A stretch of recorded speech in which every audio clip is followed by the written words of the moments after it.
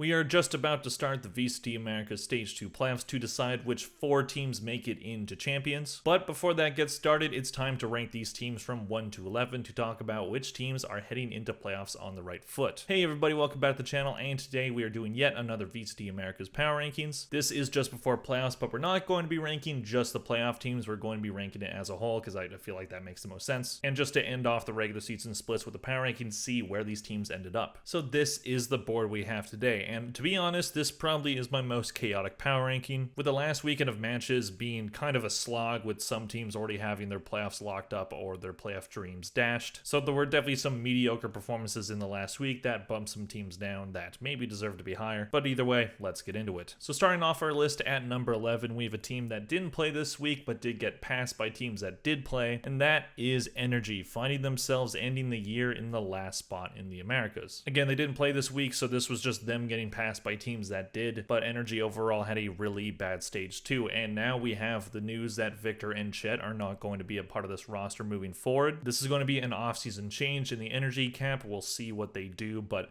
for now, I just feel like they really didn't end the year well at all. Losing 9 rounds in a row, that'll do it, so they find themselves in last place. Mainly because the team that has basically been stapled to the last place played pretty well to end the stage.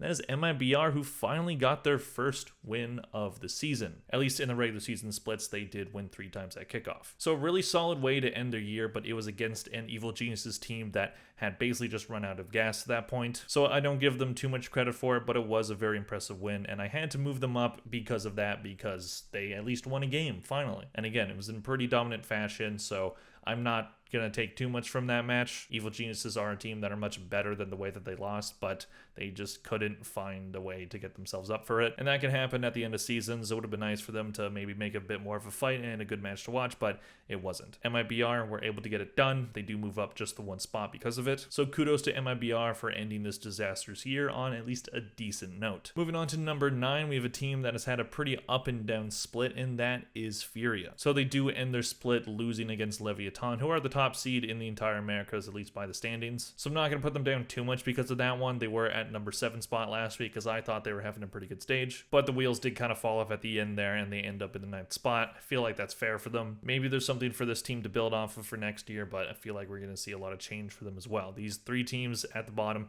probably not going to look the same next year. Moving on to number 8, a team that is moving up 2 spots, and that is Loud. So Loud have probably had the most disappointing year in franchise history. After having a decent start to the year at kickoff and then making it to Madrid, it looked like maybe this team was going to maintain that pretty good pace even without Ospas, but it did not turn out that way, and this team kind of ended up as the mediocre team that some were predicting. Very rough stage 2 for them. They ended off of a good win against 100 Thieves, which does move them up. So I do give them credit for the pretty solid comeback against them, but losing any map 13-1 isn't going to show me that your team is particularly on fire. Highly doubt Loud stays the same roster as well, but conversation for another time. So moving on to number 7, we have yet another team that is missing out on playoffs, and that is Evil Geniuses. So they do get bumped down 2 spots from the number 5 spot for losing that match to MIBR. If that was a mid-stage match that had a lot of weight, it probably would have dropped them down a lot farther, because that is a very embarrassing loss to have, but I don't blame Evil Geniuses for not being able to get up for that match. This is a team that really wanted to go to champions. They were really working on it.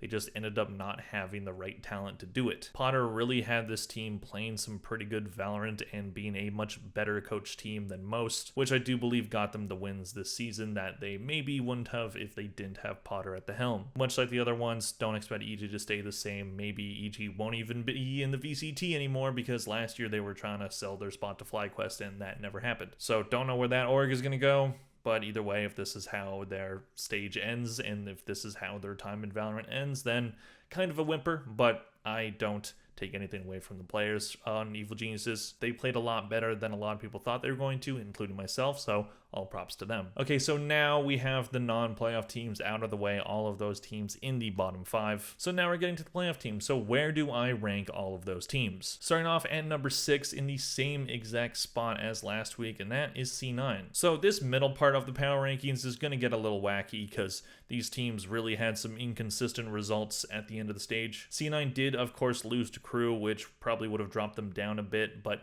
it did end up with Evil Geniuses losing in the way that they did to MIBR, having C9 maintain their spot at number 6. Definitely not loving what I'm seeing from C9 this stage. They looked pretty bad early on. It looked like in that energy game after that insane comeback, they were able to look like their stage 1 selves, and then that didn't show up at all against Crew. This team does look prime for another disappointing playoff performance. They have the potential, they have some good pieces. I just don't know if they have everything they need to make it a champs. So I do put them in the number 6 spot, and I feel like that's fair. I think they're about around the middle of the pack for the Americas. Moving on to number 5, we have a team dropping down 1 spot, and that is 100 Thieves. I really don't know what to think of this team at this point. They've looked very good at times, and then they've looked really bad at others. And that match against Loud is the perfect example of it. They win the first map 13-1, looking like they're just going to walk away with it easily. And then they lose on Bind, and then they lose the last map. So don't know how that happened. This team can look like a tournament contender one day and then look like an absolute garbage team the next. I really don't know what we're going to get from 100 Thieves during playoffs. They are up against Sentinels, a matchup that they typically lose, so can they break that trend? We'll see. But overall, with them losing to Loud in the way that they did, I dropped them down 1 spot. Do they deserve to be in the top 4? Maybe, but I really just don't think they do. But I'm definitely concerned for 100 Thieves' chances. Maybe they can put something solid together in playoffs,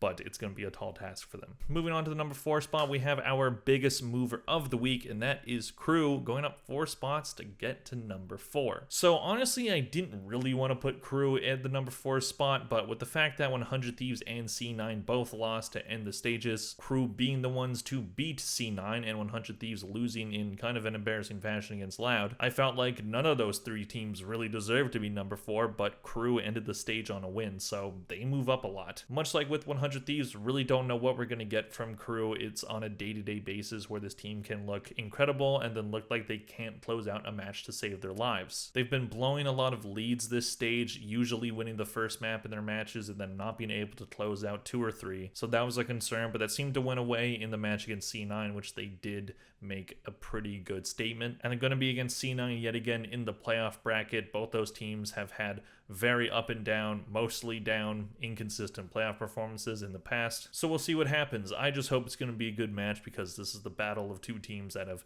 typically collapsed in moments like those. So one team has to not collapse. Moving on to the top 3, we have 3 teams that I don't think there's going to be too much argument about them deserving to be in the top 3. Leviton, G2, and Sentinels, all very talented teams, but they have to go in some order. So to start off the top 3, at the number 3 spot, we have Sentinels, who dropped down 1 spot from last week. So they end their stage with a 2-0 loss against G2. There are a little bit of asterisks on that match. There were some issues in that match, like the insane amount of tech pauses, the audio being really messed up for Zelsis apparently, and probably for the other players as well, and that's definitely not going to contribute to a winning environment. Not trying to make excuses for Sentinels there, but that does affect players. But sweeping that all aside, I think G2 just played better. Valen was out calling John QT at most moments in that match. G2 were looking incredibly disciplined, and Sentinels weren't playing terrible. I thought they were playing pretty good, but they just weren't able to get a lot of steam going with that smothering defense of G2. And that loss meant that they didn't have their champion spot locked up. If they had won that one, they would already be in champs and they would be in the 2nd seed heading into the playoff bracket. But now they have to go against 100 Thieves, which I think they can win. I think they probably will. It's just a matchup they always win. But I do think, just to end the stage, I think the number 3 spot